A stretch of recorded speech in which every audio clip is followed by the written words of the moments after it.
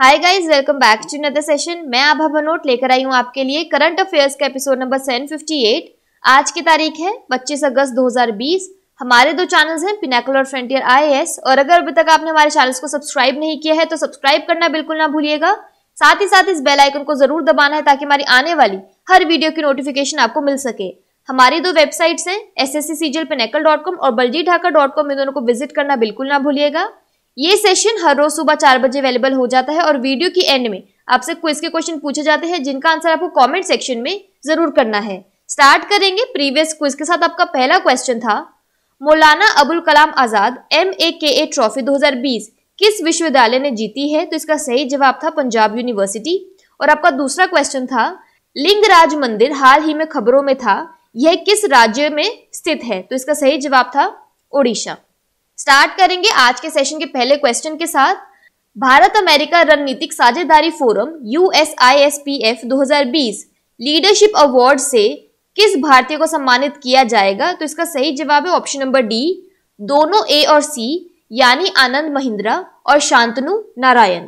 America आधारित और भारत केंद्रित एक शीर्ष समूह महिंद्रा समूह के अध्यक्ष आनंद महिंद्रा और अडोब अध्यक्ष व CEO शांतनु नारायण को 2020 के लीडरशिप अवार्ड से सम्मानित करेगा। यह सम्मान उन्हें भारत अमेरिका रिश्तों को बढ़ावा देने के लिए दिया जा रहा है। भारत अमेरिका रणनीतिक साझेदारी फोरम द्वारा आनंद महिंद्रा और शांतनु नारायण को यह सम्मान तीसरे वार्षिक लीडरशिप सम्मेलन के दौरान प्रदान किया जाएगा। यह सम्मेलन 31 अगस्त से 3 सितंबर तक आयोजित किया जाएगा। इस दौरान दुनिया के 500 बड़े CEO और दोनों देशों के वरिष्ठ अधिकारी शामिल होंगे। अगला प्रश्न है, अंतर्राष्ट्रीय क्रिकेट परिषद ICC हॉल ऑफ फेम में किसे शामिल किया गया है? तो इसका सही जवाब है ऑप्शन नंबर डी, उपरोक्त सभी, यानी जहीर अब्बास, जॉक कैलिस और लीसा स्टालिकर। दक्षिण अफ्रीका के दिग्गज ऑलराउंडर जॉक कैलिस, पाकिस्तान के महान बल्लेबाज जहीर अब्बास और पुणे में जन्मी पूर्व ऑस्ट्रेलिया महिला कप्तान लीसा स्टालेकर को अंतर्राष्ट्रीय क्रिकेट परिषद ICC हॉल ऑफ फेम में शामिल किया गया। कैलिस दुनिया के एकमात्र खिलाड़ी हैं जिन्होंने टेस्ट और वनडे दोनों प्रारूपों में 10,000 से अधिक रन बनाने के अलावा 250 से अधिक विकेट भी लिए। कैलिस दक्षिण अफ्रीका के चौथे जबकि अब्बास पाकिस्तान के छठे खिलाड़ी हैं जिन्हें हॉल ऑफ फेम में शामिल किया गया है। स्टालेकर ऑस्ट्रेलिया की 27वीं खिलाड़ी, 9वीं महिला खिलाड़ी और अपने देश की 5वीं महिला क्रिकेटर हैं जिन्हें इस सूची में जगह मिली। इस सूची में अब तक कुल 93 खिलाड़ियों को शामिल किया गया है। यहाँ आप उन्हें फोटोग्राफ में देख सकते हैं। और एक क्विक रिवीजन की बात करें तो ICC के चेयरमैन है इमरान ख्वाजा इंटरिम, जो 1 जुलाई 2020 से नियुक्त किए गए थे। अगला प्रश्न है, हाल ही में किस नदी पर भारत का सबसे लंबा रोपवे जनता के लिए खोला गया है? तो इसका सही जवाब है option number B, Brahmaputra. Assam के राज्य मंत्री ब्रह्मपुत्र नदी के पार भारत के सबसे लंबे रोपवे का उद्घाटन करेंगे। यह 2 किलोमीटर लंबा और 7 मिनट में तय की गई है। वन वे राइड का किराया 60 रुपए है। रोपवे 56 करोड़ रुपए की लागत से बनाया गया है। निर्माण को 2006 में ब्रह्मपुत्र के सौंदर्यीकरण के एक भाग के रूप में शुरू किया गया था। यह रोपवे यात्रा नीलाचल पहाड़ियों, जहां कामाख्या मंदिर स्थित है, का दृश्य प्रदान करती है। असम में पहली पर्यटन नीति 2008 में घोषित की गई थी। इसका उद्देश्य उत्तर पूर्व भारत में असम को पर्यटन केंद्र बनाना है। यहाँ पर एक क्विक रिवीजन की बात करें तो किस राज्य ने अपने पोबा रिजर्व फॉरेस्ट को वन्य जीव अभयारण्य के रूप में अपग्रेड करने की घोषणा की है? तो इसका सही जवाब है असम। बात करें असम की तो इसकी फोक डांस में आता है Bihu. UNESCO world heritage sites में आता है Kaziranga national park. National parks में आता है Kaziranga national park, Manas national park, Rajiv Gandhi national park, Orang national park और डिब्रू सिखोवा नेशनल पार्क। असम की कैपिटल है दिसपुर, गवर्नर है जगदीश मुखी और चीफ मिनिस्टर है सर्बानंद सोनोवाल। अगला प्रश्न है, डेविड जॉन ने किस भारतीय खेल निकाय के हाई परफॉर्मेंस डायरेक्टर के पद से इस्तीफा दे दिया है? तो इसका सही जवाब है option number B, hockey India. Hockey India की high performance director David John ने खेल मंत्रालय द्वारा सितंबर 2021 तक अपने अनुबंध को नवीनीकृत करने के कुछ ही दिनों बाद अपने पद से इस्तीफा दे दिया है। उन्होंने हॉकी इंडिया और भारतीय खेल प्राधिकरण को अपना इस्तीफा भेज दिया है। हाई परफॉर्मेंस डायरेक्टर के रूप में जॉन का कार्यकाल हॉकी इंडिया में उनका दूसरा कार्यकाल था।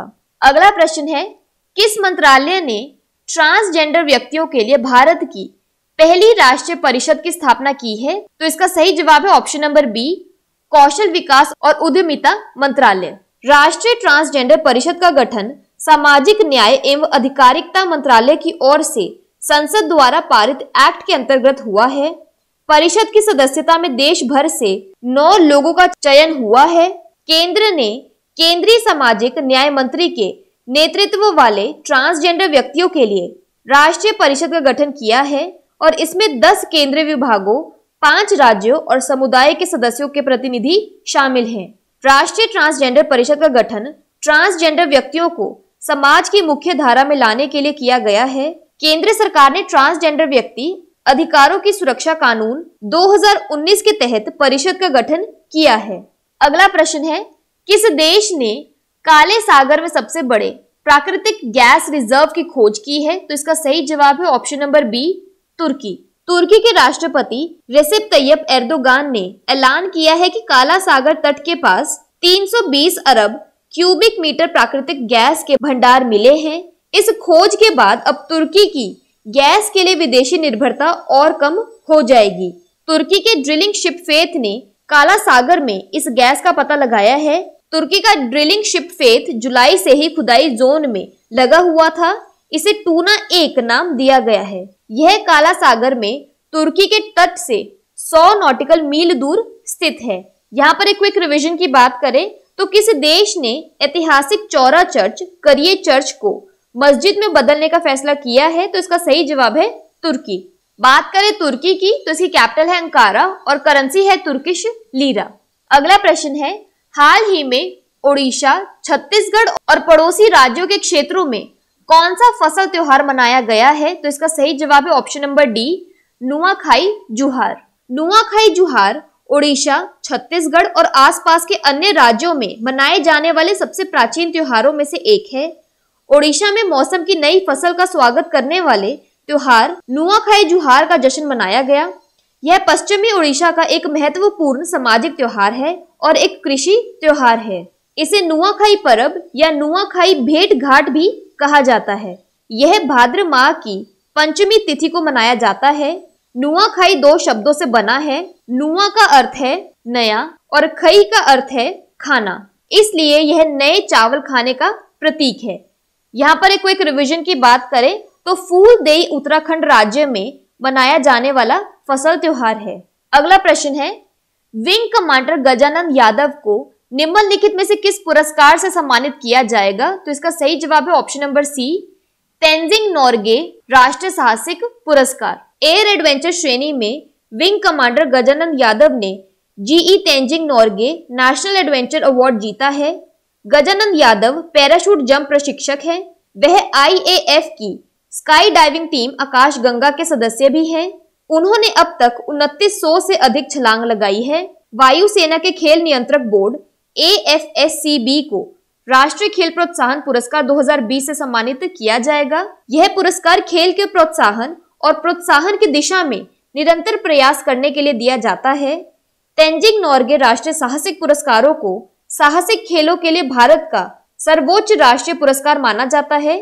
इन पुरस्कारों को अर्जुन पुरस्कार के बराबर माना जाता है। यहाँ पर एक क्विक रिवीजन की बात करें तो किस क्रिकेटर ने राजीव गांधी खेल रत्न पुरस्कार 2020 जीता है? तो इसका सही जवाब है रोहित शर्मा। अगला प्रश्न है, किस देश ने हाल ही में एक नया ऑप्टिकल रिमोट सेंसिंग उपग्रह गाओफिन लॉन्च किया है? तो इसका सही जवाब है ऑप्शन नंबर ए, चीन। चीन ने उत्तर पश्चिम चीन में अपने जिउक्वान सैटेलाइट लॉन्च सेंटर से एक नया ऑप्टिकल रिमोट सेंसिंग उपग्रह सफलतापूर्वक लॉन्च किया।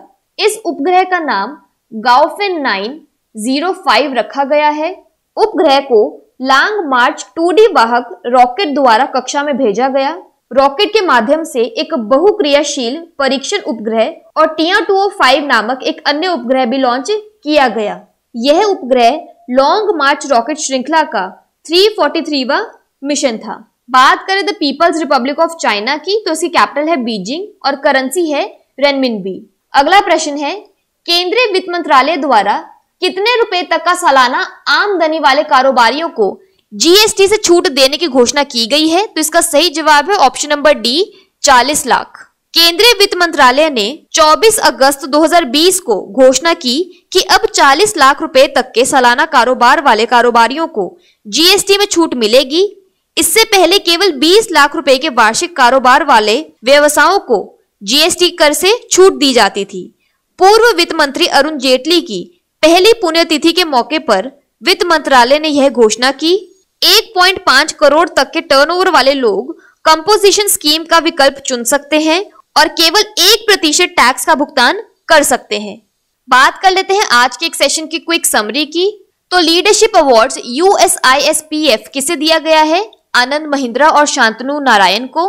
आईसीसी हॉल ऑफ फेम में किसे शामिल किया गया है? जहीर अब्बास, जॉक कैलिस और लीसा स्टालेकर को। इंडियाज लॉन्गेस्ट रोप वे कहां बनाया गया है? ब्रह्मपुत्र, असम में। High performer director David John ने किस इंडियन स्पोर्ट्स बॉडी से रिजाइन किया है? हॉकी इंडिया से। First national council transgender persons के लिए किस मंत्रालय ने शुरू की है? Ministry of social justice empowerment. Black Sea में biggest ever natural gas reserve कहां पाया गया है? टर्की में। ओडिशा छत्तीसगढ़ में मनाया जाने वाला हार्वेस्ट फेस्टिवल का नाम क्या है? नुआखाई जुहार। गजानन यादव को किस अवार्ड से सम्मानित किया जाएगा? Tenzing Norgay national adventure award से।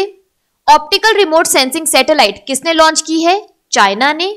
बिजनेसमैन के लिए जीएसटी एग्जेम्पशन कितनी कर दी गई है? 40 लाख तक।